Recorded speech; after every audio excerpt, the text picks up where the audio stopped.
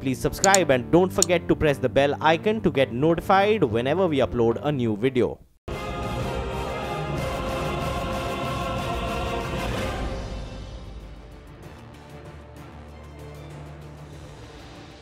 Well, the clock is ticking. The budget is less than a fortnight away. CNBC TV18, in partnership with local circles, has conducted a mega pan-India poll to gauge the mood of the country and to check what people expect from the finance minister. The poll was conducted across 200 districts. It involved over 1.1 lakh respondents. They were quizzed online. 38% of the respondents polled said that they want agri and the rural sector to get the maximum allocation of funds. This is largely the expectation as well. 34% want infra to be the top focus, and only 12% want healthcare to be the top priority. 16% want education to be the key focus. So it's agri, infra, healthcare and education that India wants the finance minister to focus on. On the question of income tax relief, 37% respondents want a raise in the tax slab, 31% want the exemption limit to be hiked to 3 lakh rupees, and 20% want the peak rate to be reduced to 25%, and 12% want exemption under Section 80C to be hiked to 2 lakh rupees. So that is what they want as far as income tax is concerned. On corporate tax, 36% respondents want the rate to be brought down to 25% in one shot. 25% feel that a cut in corporate tax won't improve investments. 23% respondents want corporate tax at 30% until the GST revenue picks up, and 16% want a reduction in a phased manner, which is 27% this year and 25% next year. Next, how to drive faster growth. 29% of our respondents want a hike in public sector investment. 29% want the SME sector to get priority status, and 24% want incentives for digital transactions. 18% feel that a cut in the corporate tax rate itself will spur growth. On the controversial angel tax, one of the biggest concerns among startups, 57% of respondents want this tax to be abolished. 31% are fine with the angel tax, and 12% are not sure if it should be continued with or abolished, but a majority want the angel tax. Let's talk about personal income tax. And, every budget, a lot of expectations are built around what the finance minister may deliver for the Aam Aadmi, for the common citizen. There's a lot of talk around standard deduction, for instance, being brought back in. What's your own take in terms of what realistically one should expect on the personal income tax front? In terms of what is feasible from a fiscal point of view, I would feel that some relief at best is what can be expected. I don't expect any major relief on the personal income tax front, but yes, there will be some messaging, some signaling in the form of maybe increase in the tax slabs. I'm not too sure he'll increase the basic threshold from 2.5 lakh to 3 lakhs because he's looking to having more taxpayers, a bigger, wider tax base. But I do feel that some moderation in the tax slabs is certainly called for, and that's something I would expect from this budget. I'm not too sure about the 80C, but I feel it would be far more possible that feasible that some form of rationalization in the tax slab is something that is most likely. On the corporate tax front, sir, 25%, that is the hope that India Inc. has. This was a promise that was made by the finance minister. What is your expectation as far as the headline rate, corporate tax rate is concerned? I would feel, given the global competitive environment in which we live today, where across the board, both in developing countries with which India competes globally as well as in some of the most developed markets, the corporate tax rates have been tempered, lowered to a very large extent. And today, Indian corporate tax rates are probably amongst one of the highest in the world. That, coupled with the fact that we really need to spur our animal spirits, the finance minister had almost promised in his first budget speech that he would reduce the corporate tax rates to 25%. All of this put together, I think he should go the whole hog and drop the rates to 25%. The kind of fillip signal messaging that would throw up might, I think, clearly revive private sector investment. So I am one of the believers that that's something that ought to be done along with removing some of the exemptions and reliefs, tax holidays that exist today. Okay, go the whole hog. That's the view there coming in from Pranav Saith of EY. Mr. Narayanan, if I can come to you, sir. You know, today we've seen an announcement from the government saying that instead of the 50,000 crores of additional borrowing, the government is only going to do 20,000 crores by way of additional borrowing. The assumption is that perhaps they are going to exceed on the direct tax front. Perhaps there could even be an excess on the disinvestment receipt front. And maybe you don't know whether the RBI dividend is going to kick in or not. What's your own takes in this context then on fiscal deficit and how much elbow room the government will have to spend?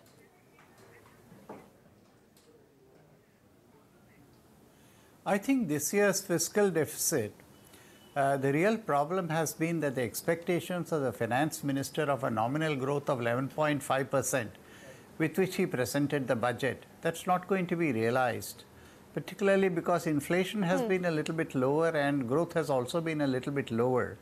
So what happens is that the denominator shrinks, and if the denominator shrinks, the same amount of borrowing shows up as a higher fiscal deficit.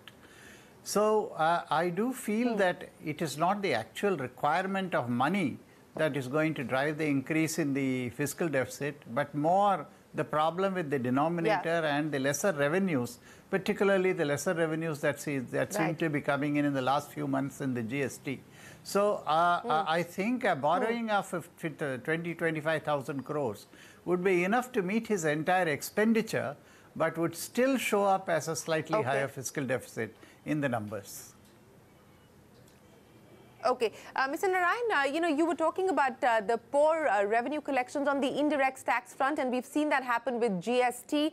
The number for December is expected to be even lower than the number for November. In fact, just today, Manpreet Badal, the finance minister of Punjab, saying that if you account for refunds, etc., which still continue to be stuck, then he calls it, the collections would look catastrophic. You know, how do you see this playing out? Because there is this indirect tax uncertainty that the finance minister and his budget team are going to have to contend with as they plot for the next year. Actually, this is a problem of, you know, post-July, the government panicked a little bit with a lot of, once the GST was introduced, the government panicked a little bit because a lot of people raised a lot of complaints about compliance, about filling forms, etc. So the GST2 and GST3 forms, where the seller's GST, just as you have in the income tax, the seller's GST and the buyer's GST are matched. That has not been introduced. So once that is not introduced, there's a lot of loophole for people, for misinvoicing, for activities which are trying to avoid GST, and that is where I think a lot of GST is falling through the holes. And the sooner government brings in the total box of the GST2, GST3 returns and starts compiling the comparisons, you would see GST going up substantially. Right. So I would say it's an implementation problem rather than actual collection problem. And perhaps government would come in the budget and make it clear. And this compounding that they have announced is also allowing a lot of people through the GST through a lot of loopholes. So I do think that a slight tightening and a simplification of the GST rules will bring back these 10,000 crores of revenue. Okay, so you believe that the leakages will in fact be plugged and we'll see a pickup in GST revenue. But Yatish, let me come to you now. And you know, the big focus is likely to be agri-infra. That is what the poll throws up as well. What to your mind have been the other big ticket ideas that the poll has thrown up for the finance minister? So, Shirin, you know that this year has been an indifferent year for the middle class. Salary growths have been in the region of 7 to 12%, what education fees have gone up by 30 to 50%. Healthcare costs are continuously going up.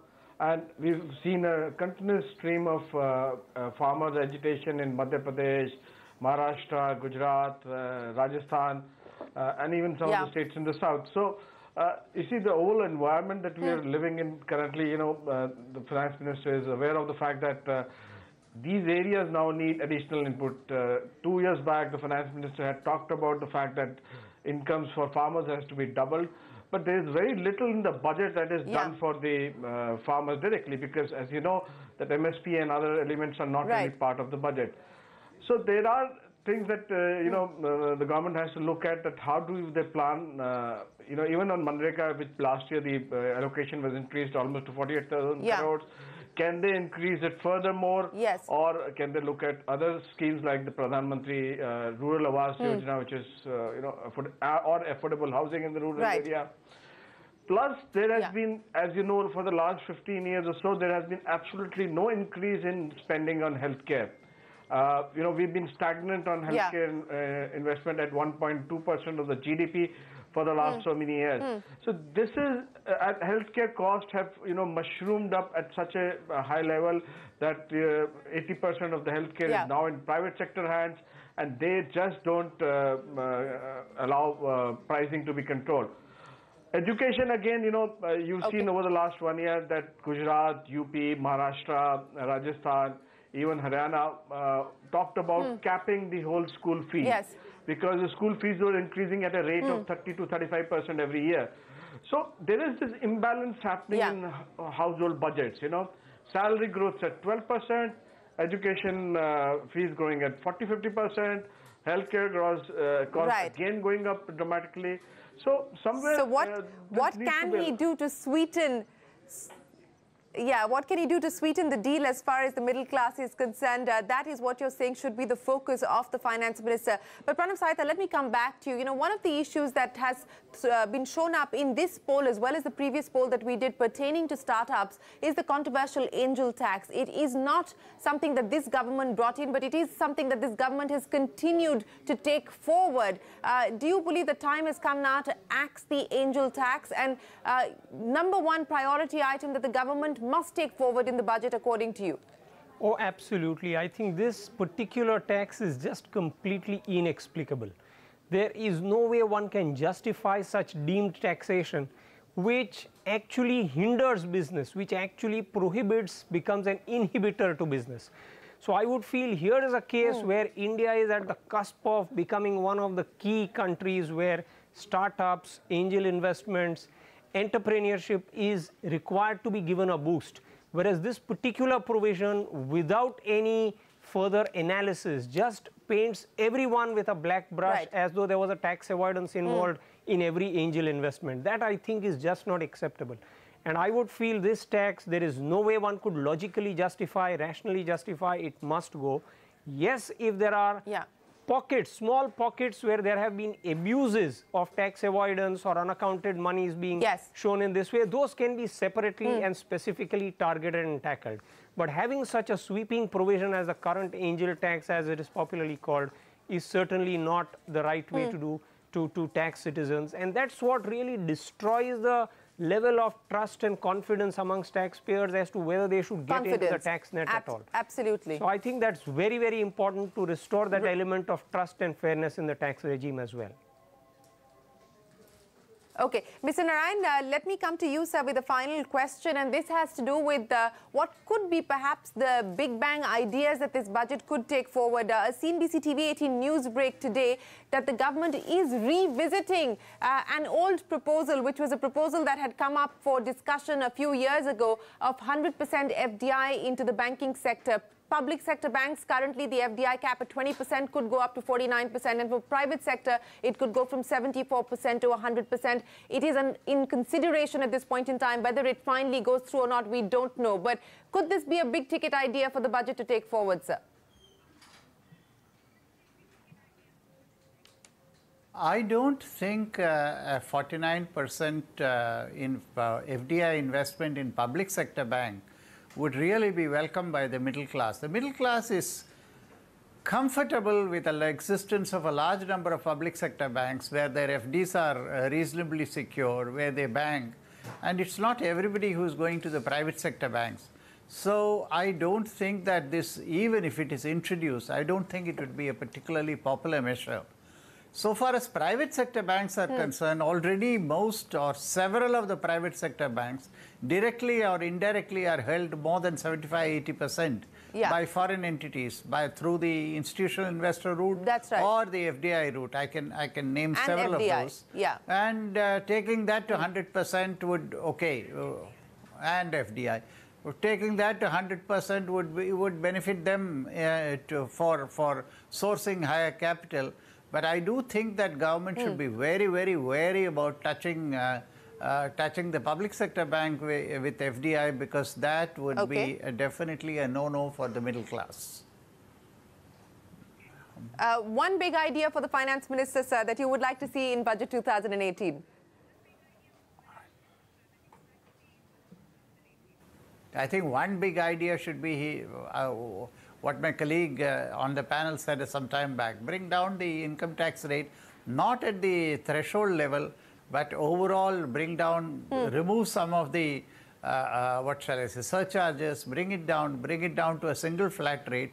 And we have seen in the past where taxes rate comes down, compliance increases just automatically. You make more money by bringing it down than by trying to increase it and take more money. And this has been the history of India for the last 50, 60 years. Whenever you increase the rates, the actual compliance and actual receipts actually stagnate. When you reduce the rates, the actual receipts go up. So I would say big ticket idea would be reduce the rates. Reduce the rates and rationalize the GST. These two are something he can do and he should do. Okay. All right, 30 seconds, Yatish. Your number one demand for the finance minister. Besides the one that Mr. Nansami has already pointed out in terms of decreasing the income tax, my number one demand would be that we should increase our spend on healthcare from 1.2% of the GDP and have a roadmap to take it right up to 2.5% before the term of this government is over. All right, Mr. Saita, the final comments to you, sir. In addition to what has been said, I think in order to ensure that there is an element of trust built with the tax-paying community, some form of accountability and fairness in the tax administration through a very clear legal mechanism in the tax law itself will, I think, be welcome, apart from the drop in the corporate and personal tax rates that have already been spoken about. But I think that is really the need of the hour. After so many years, we think we are closer to it than ever before. I do think something is done in that space to ensure that we can facilitate a widening of the tax base and improve dramatically our tax to GDP ratio.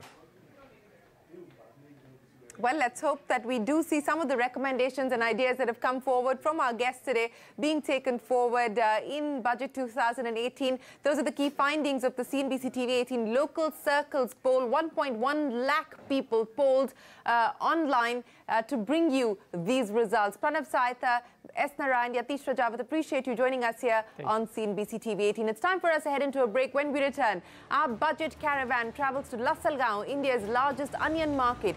Has the loan waiver helped farmers at all? That report when we return.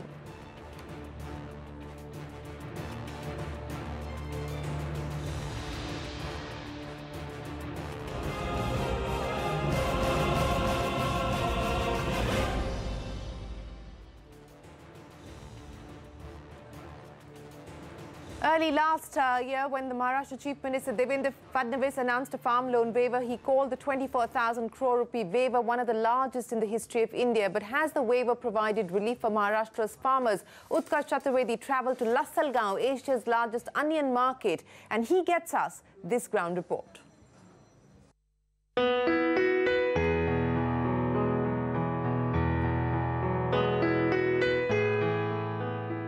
Kishore Kute is an onion farmer and he has been unable to repay a loan he took in 2017. When the Maharashtra Chief Minister announced the farm loan waiver, Kishore was very relieved, only to later find out that he wasn't eligible for the relief. 2016 में फिर खेती काम के लिए हमने वो ऋण फिर से वापस ले लिए। जब हमने 2017 को मतलब प्याज का भाव नहीं था, बारिश नहीं थी, सूखा पड़ गया था, इस वजह से हम 2017 में वो भर नहीं पाया कर्जा। लेकिन क्या हुआ, जब 2017 में कर्ज माफ़ी का आया तो उसमें 2016 का माफ़ी का आया तो उसमें 2016 का जो था वो माफ़ कर दिया, लेकिन हमारा 2017 का था वो माफ़ नहीं हो पाया। Only loans taken between 2009 and 2016 are eligible for the waiver. Also, anyone with a loan above 1.5 lakh rupees needs to repay this in full and then get a maximum refund of up to 1.5 lakh rupees. हमारा अभी तक तो कर्जा माफ नहीं हुआ है। हमारा कर्जा था कम से कम 4.5 लाख रुपया। उसमें से हमारे अभी तक अकाउंट पे 1 रुपया भी जमा नहीं हुआ।